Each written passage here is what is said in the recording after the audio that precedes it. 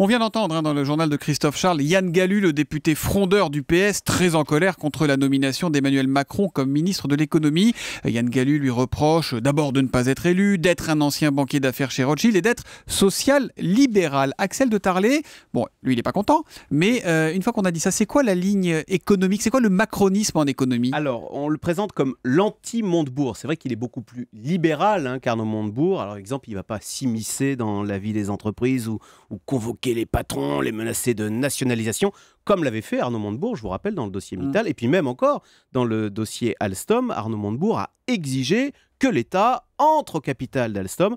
Alors là, avec Emmanuel Macron, c'est pas du tout la même chose. Au contraire, quand il était banquier d'affaires, lui, il n'empêchait pas, il organisait les fusions d'entreprises.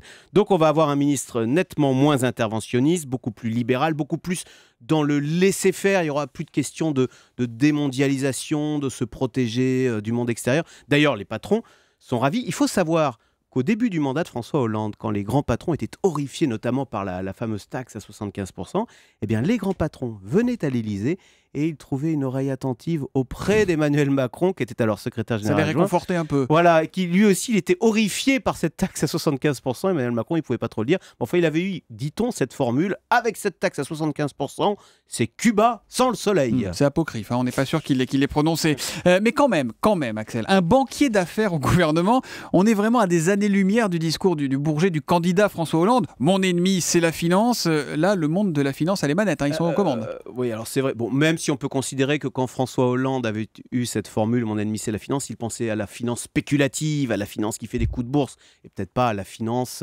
qui apporte des capitaux aux entreprises pour qu'elles se développent. Mais c'est vrai, disons-le, il y a désormais un cap social-libéral qui est affiché. Voilà. Alors allons-y, c'est quoi le social-libéralisme? Alors il y a le mot libéral dedans. Écoutez, il y a cette fameuse phrase qui résume le social-libéralisme. Vous savez, on dit les profits d'aujourd'hui sont les investissements de demain et les emplois d'après-demain.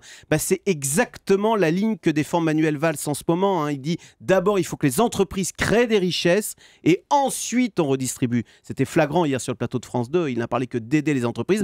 Donc vous voyez, l'arrivée d'Emmanuel Macron, elle est tout à fait cohérente. Alors reste maintenant à passer aux actes, car évidemment, les réformes pour aider les entreprises, elles vont être difficiles et forcément impopulaires. Ça, c'est pas nouveau, ça fait un moment qu'on l'entend qu'il y a des réformes difficiles et impopulaires. Le Zoom Éco tous les matins à 7h10 avec Axel de Tarlé sur Europe 1. Demain, Axel. À demain.